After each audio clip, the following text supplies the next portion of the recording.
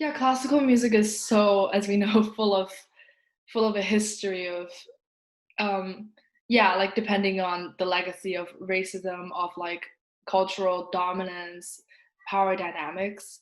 And there's just like it's necessary to feel challenging and on one part, but on another hand, I've come to realize that just like in my continual learning process, that like um that art, that awareness and just thinking about things shouldn't and can't and doesn't actually stifle creativity. Hmm. It doesn't have to. Yeah, and I'm sure the the perspectives that you've gotten living in so many different places kind of has served as a catalyst in your broadening awareness and just understanding more of the world than so many of us currently do.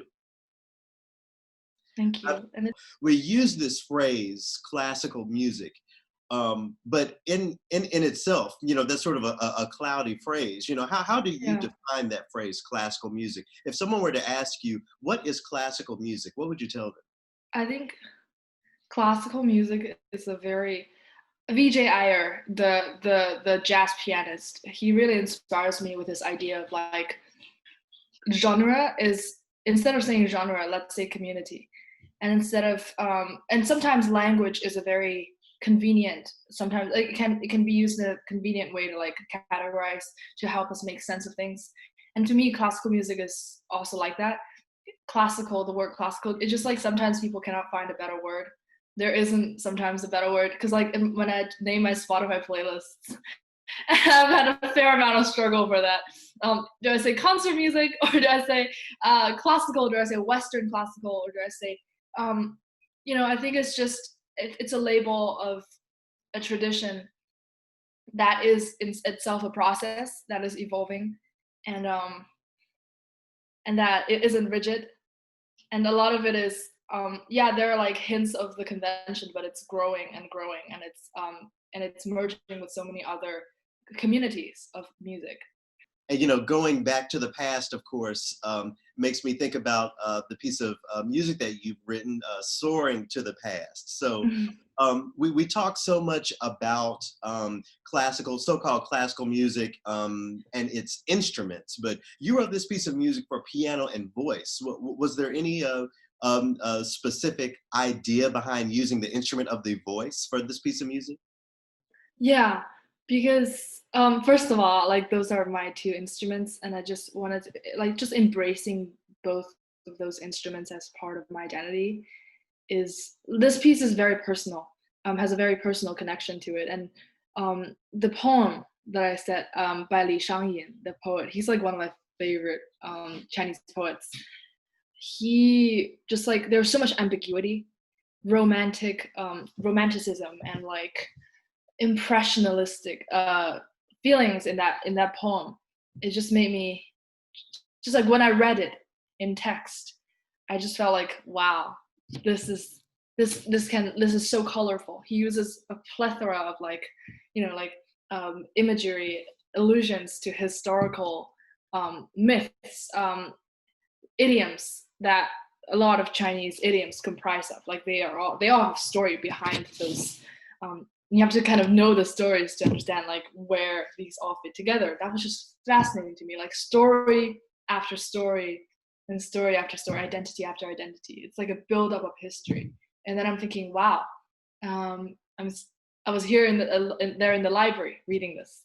I was like, wow. Then I'm having this conversation with what Li Shangyin is writing. I want to apply, again, this conversation of cultural competency, Mm. cultural appropriation to this piece of music. So, do you feel like that you are uniquely placed to set a poem like that to music? Do you feel like your proximity to the culture from which this comes from gives you special license to write music about it? Like, a culture is a process, and it's a living process made by living people. And like we are all building collectively cultures. I just feel like under like in NextNotes, one of those amazing discussions that we had with mentors, the one point that really, really, really struck me is just humility, the importance of that. like acknowledging that we're all parts of the mosaic. You know, right now we're living at the intersection of so many Mm. different things, so many different challenges. What do you see as your role as a creator of music? Best part of art to me is just like the process of performing, or like just like making music and in real time, or not, but connecting with those um, that the music has the honor to touch and to reach. That's just the best, most rewarding part of art making to me. And thinking about accessibility is definitely part of it. Like the struggle between authenticity, or I don't know, like authenticity should always be a constant, but just like thinking about who the music is going to reach, the audience, is also a big part. And storytelling is another facet of art that was just like great, because stories can have the power to heal, have the power to destroy. Helen, what's coming up for you next? What can people expect to hear from you in the future? Like NextNotes is a wonderful start. Like just like being friends, like becoming friends with like the people, the fellow students. Yeah. Just like we've been emailing and like, you know, like sending recordings and all that stuff. I'm just really excited to be with these kinds of people.